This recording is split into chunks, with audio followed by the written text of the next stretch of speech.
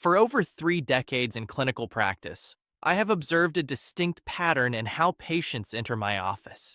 There is a stark contrast between those who walk in confidently on their own and those who require assistance, whether from a family member, a cane, or a wheelchair. Most people assume the dividing line between these two groups is simply age, or perhaps chronic pain, or even just bad genetics. But the medical reality is often much simpler and significantly more urgent. The primary factor determining your independence as you age is leg strength. This is not about bodybuilding or athletics. It is about a silent biological process that begins to accelerate aggressively after the age of 60. We call this condition sarcopenia. It is the involuntary loss of skeletal muscle mass and strength. The statistics surrounding this condition are sobering, and they demand your attention immediately. Clinical reviews suggest that once you pass the age of 60, you can lose between 3 to 5% of your leg strength every single year if you're not actively intervening. This happens quietly. You don't wake up one morning unable to walk. Instead, the decline is insidious. It shows up in micro moments. That split-second hesitation before stepping off a curb, the need to use the armrest to push yourself out of a deep sofa, or the feeling that a flight of stairs is significantly steeper than it was last year. These are not inevitable symptoms of aging. They are the early warning signs of muscle failure. Now, let us address the most common misconception I encounter in my practice. When patients realize they are slowing down, their instinct, and often the advice they receive, is to walk more. While I will never discourage walking, as it is fantastic for your cardiovascular health, your circulation, and your mood, we must be medically precise here. Walking alone does not stop sarcopenia. A pivotal study from McMaster University followed adults between 60 and 80 and found that habitual walking did not significantly preserve the type of lower body power needed to prevent falls or stand up independently. The reason for this lies in how our muscle fibers work. As we age, we preferentially lose type 2 muscle fibers. These are the fast-twitch fibers responsible for quick, powerful movements, like catching yourself when you trip. Walking primarily engages slow-twitch endurance fibers. To keep your independence, you must challenge the muscles against resistance. The nervous system is very efficient. If you do not demand strength from it, it will stop maintaining the neural pathways that generate that strength. The result is a body that moves slower, more cautiously, and with less confidence. However, the solution is not to immediately join a high-intensity gym, which can be intimidating and risky for joints that may already have arthritis. The most effective intervention is targeted, chair-based resistance that specifically isolates the muscles responsible for mobility and balance. We are going to discuss a protocol of 5 specific movements. These are safe, they require no equipment, and they directly reverse the neurological shutdown of your leg muscles. Before we go any further, please take a moment to write down your age and where you are watching from in the world. We make it a point to read and reply to every single comment, because it is genuinely encouraging to see a global community of seniors taking proactive steps to protect their health. If you are finding this information useful, please like this video, share it with a friend who needs to hear it, and subscribe to the channel if you are new here.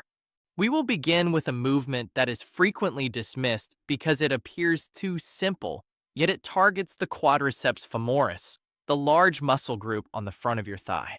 This is the seated knee extension. In geriatric medicine, we look at the quadriceps as the primary engine for standing up.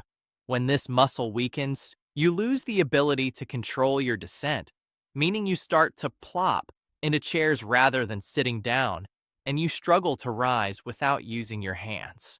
A study from the University of Pittsburgh actually identified reduced quadriceps strength as a potent predictor of future mobility disability. To perform this correctly, we focus less on the lifting and more on the lowering. You sit tall in a firm chair, ensuring your hips are all the way back to support your spine. You extend one leg until the knee is straight, holding it for a brief pause. This is the concentric phase. But the magic happens when you lower the leg. You must take a full 3 seconds to return your foot to the floor. This slow, controlled lowering is called eccentric loading. It creates safe, microscopic adaptations in the muscle tissue that stimulate repair and strengthening without grinding the knee joint. If you do this for 8 to 10 repetitions per leg, you are telling your body that the knee must remain stable under tension. Moving down the kinetic chain, we address a muscle group that serves as your body's premier balance stabilizer, the calves. Specifically, the gastrocnemius and soleus muscles. Many seniors ignore their calves, thinking they are only for athletes. However, biologically, your calves act as your connection to the ground. When you are standing and you sway slightly forward or backward, it is the calf muscles that fire reflexively to pull you back to center. If they are weak, that sway turns into a fall. Research from Kyoto University has shown a direct correlation between calf weakness and fall risk, regardless of how fit you are otherwise. The exercise here is the seated heel raise. With feet flat on the floor, you lift both heels as high as possible, putting pressure through the balls of your feet, and then lower them slowly. This strengthens the ankle complex. As we age, our ankles tend to become stiff and weak, reducing our proprioception, or our brain's ability to know where our feet are in space. By mindfully pumping the ankles through a full range of motion, you improve circulation and reawaken that sensory feedback loop, which is critical for stability on uneven terrain. Next, we must discuss the hip flexors through seated marching. This movement addresses the senior shuffle. You have likely seen people who barely lift their feet when they walk, shuffling along the ground. This happens because the hip flexors, the muscles responsible for lifting the thigh, have become weak and tight, often due to excessive sitting. When you cannot lift your knee high enough, you are at a catastrophic risk of tripping over rugs, door thresholds, or cracks in the pavement. A study from Monash University highlighted that hip strength is a key factor in gait stability. For this movement, posture is non-negotiable. You must not lean back. Sitting upright, you lift one knee toward your chest, pause, and lower it with that same 3-second count we discussed earlier. This demands that your core and your hips work together. It forces the hip flexor to engage fully, which helps ensure that when you are walking in the real world, your foot clears the ground with every step, dramatically reducing the likelihood of a trip and fall accident.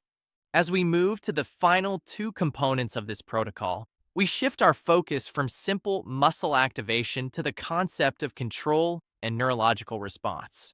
The second most critical exercise involves the posterior chain, the glutes and hamstrings, through a movement I call the seated sit-back control or a partial squat return.